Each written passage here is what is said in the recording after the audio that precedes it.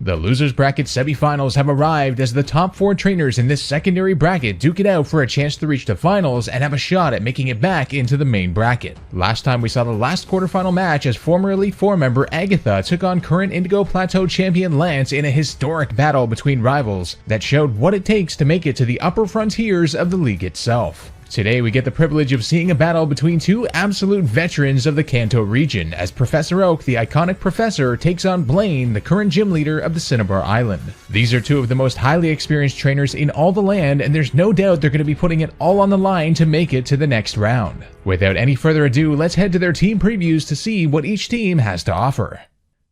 Oak, as the expert he is, has an extraordinarily balanced team with good type variety. Against Blaine in particular, he's going to have to find a way to put his Dragonite, Gyarados, and Blastoise to good use. Blaine, on the other hand, must utilize his Sun team to its fullest potential, making sure to stop Oak's water types by utilizing Torkoal and Ninetales' Drought abilities. This is sure to be a classic match, so sit back and enjoy as we head to the stadium.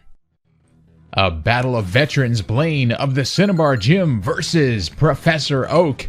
Blaine's going to start off the battle with his Torkoal, a good lead from him being able to set up the Sun right away, of course. And Oak's going to start off with his Blastoise. Now, we've never seen Oak actually lead off with his Blastoise before, but he, of course, is making a great decision when it comes to Blaine's team because Blastoise is a big threat. Now, the Sun is up, though. That will lower Water-type moves, so Oak is actually going to go for the Toxic here and poison the Torkoal right away, putting that Torkoal on a timer. A good move if Blaine had switched as well. That would have been a very good move. But now Blaine's going to go with the Stealth Rock here on the Torkoal, setting up some hazards. Now, we do know that Oak's Blastoise does have Rapid Spin, so he might be able to deal with that right away. But then again, that might give Blaine the chance. Yes, he's going to withdraw here into the Rotom. Rotom coming out here. Now, this is a genius strategy here. If he did, yes, he baited the Blastoise into the Rapid Spin so that he could switch out something that actually would be able to deal with Blastoise relatively well if it doesn't get hit at least. And yes, Blastoise is going to be forced to withdraw into the Mew. Oak sending out the Mew to deal with the Rotom. Rotom going for the Volt Switch. So now Blaine still has the momentum. He still has the priority here, able to switch out into something that he feels will be able to take on the Mew. Let's see what it is. It's going to be his Magmortar. Magmortar is a very powerful Pokemon, especially in the Sun here. So we'll have to see if Mew is able to deal with it. Mew is a very bulky Pokemon, but here comes the Sun-boosted Fire Blast from the Magmortar, doing a huge amount of damage, but the Mew survives and is able to go for the knockoff now. And that, oh, it looks like Magmortar's Flame Body ability actually did burn the Mew. And Mew Synchronize is not going to be able to return back the burn, because of course Magmortar is a Fire type. What a play there from Blaine, wow. And now, so that knockoff is actually going to knock off Magmortar's Choice Scarf.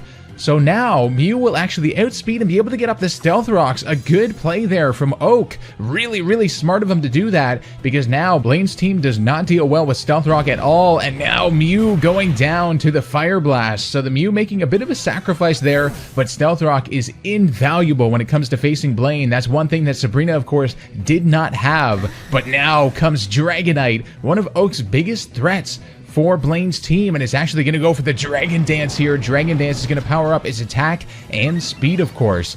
So that is going to be very dangerous for Blaine's team. Now Magmortar going for the Thunderbolt here, perhaps just trying to break that multi-scale ability down, and it will actually paralyze the Dragonite. So Dragonite is paralyzed. Blaine has officially crippled one of the biggest threats to his team. This is huge. This is really huge for Blaine. This is his golden opportunity. And now he's going to keep it with the Magmortar. It will outspeed the Dragonite now due to the paralysis, and Thunderbolt is going to do a little bit more because of the multi-scale, and Dragonite getting paralyzed again. Blaine is in a good position here. That Thunderbolt coming in clutch with the paralysis. So now Magmortar will be able to outspeed again with the Thunderbolt, so just wearing Dragonite down.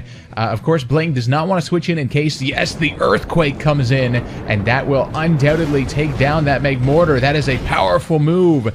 Boosted by Dragon Dance, of course, Magmortar is going to go down, so this Dragonite is a loose cannon. Now, the problem here is that Blaine doesn't really seem to have anything that could deal well with that Dragonite, even at the low health it is.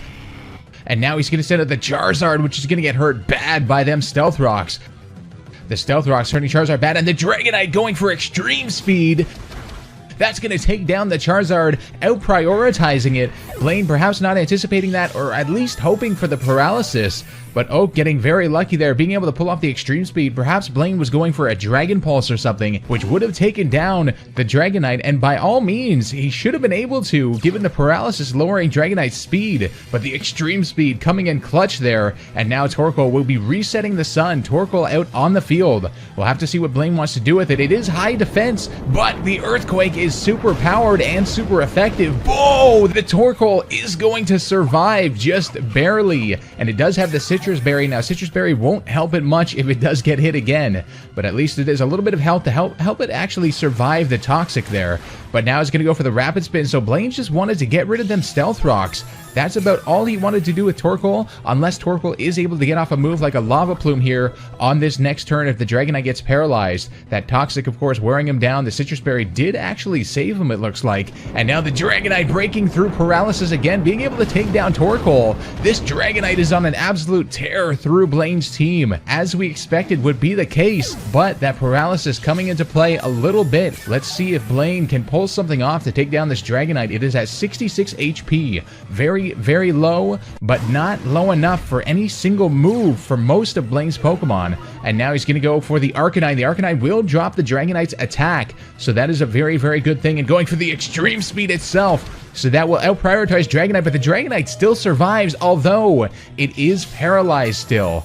So, Blaine has one more chance to get this extreme speed off. It all depends if that Dragonite uses extreme speed too. Who knows what will happen, but no, the Arcanine will get it off, and that looks to be the end of the Dragonite finally. After so long, that Dragonite was a huge nuisance. We're starting to see a little bit of the weaknesses of Blaine's team. Of course, Dragon types being a huge problem for him. But now Arcanine going for the Wild Charge on the Blastoise. Doesn't want to switch anything into Scald is the problem here, and the Blastoise actually going to take that Wild Charge relatively well with his high physical defense. Now going for the Scald on the Arcanine, doing a good amount of damage, but the Sun will weaken the power of those water moves, although it has just ended. The Sun has ended now, so Blastoise will be able to do more damage on the next turn. But again, Blaine can't really switch out safely, so he's gonna have to go with the Wild Charge again, and the Blastoise surviving the second one should be able to go for a Scald here and take down that Arcanine. Let's see if it does. Without the Sun, it will inevitably do so. The Arcanine going down to the Scald,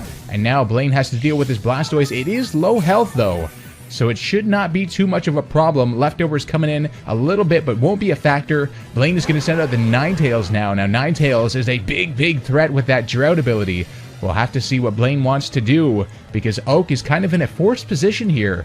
It is going to, yeah, so Blastoise is going to be switched out here into the Arcanine. So now we'll have to see what exactly Blaine went for here in terms of a move against the Blastoise. Perhaps thinking that Blaine would switch, maybe. No, he does go for the Solar Beam. He wanted to end that Blastoise once and for all. But Solar Beam shouldn't do too much against Arcanine. Arcanine, yeah, tanking that really well. Arcanine is surprisingly bulky and fast and powerful. It's a good all-around Pokemon. But now Blaine's going to send out the Rotom. Rotom on the field, perhaps trying to tank a good attack here. And it's going to be the Wild Charge. So Oak wanted to actually get some neutral damage on the Ninetales, but made the mistake of forgetting about the Rotom, which is going to resist it. So now Rotom has been switched in relatively safely here. Now the problem with Blaine here, the Arcanine's going to go for the close combat. That is going to be neutral damage against Rotom. Wouldn't really expect that Arcanine would have a move like that, but it does indeed in Oak's care. So now Rotom is in a little bit of a scary position, going for the Thunder Wave, though. That is a good attack for him to use, slowing that Arcanine down, perhaps paralyzing on the next turn. And now the Rotom's going to go for Pain Split. It's going to lower Arcanine's HP a little bit to raise its own. Perhaps Blaine, I see what Blaine is trying to do. He's trying to stall out the Sun so he can reactivate it with Ninetales, but it doesn't look like it's going to happen because the Arcanine broke through paralysis. A lot of Oak's Pokemon just not caring about paralysis at all. So wow, yeah, the Sun is still up, so Ninetales is going to be switched in. Perhaps with the Sun staying up, if he could have reactivated it, he might have had a really good shot here, but he is going to go for the Nasty Plot nonetheless. So he is going to take a turn here to go for the Nasty Plot, try and charge up to sweep through the rest of Oak's team. And Arcanine is paralyzed here, but the sunlight is going to fade. He missed it by one turn. trying to hope for that paralysis with the Rotom. He was so close, and now the Fire Blast under the sun inevitably will take down Arcanine. Arcanine going down from that Fire Blast, and now the Gyarados comes out on the field.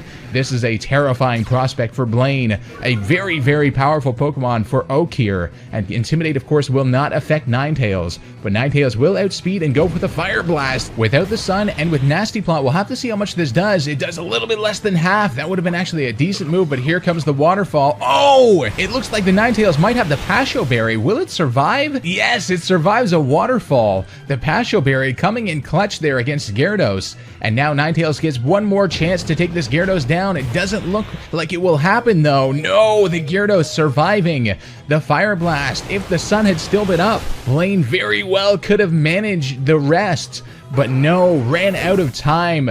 Arcanine pulling through, and the Gyarados able to pull off the win. So Oak winning the battle over Blaine and will advance to the next round of the losers bracket over Blaine. Blaine being eliminated, perhaps just barely. It looks like a big margin of victory for Oak, 3-0, but his Gyarados was super weak, and his next two Pokemon very well could have been swept by Ninetales. So a good effort there by Blaine, but Oak, the expert he is, moving on to the next round.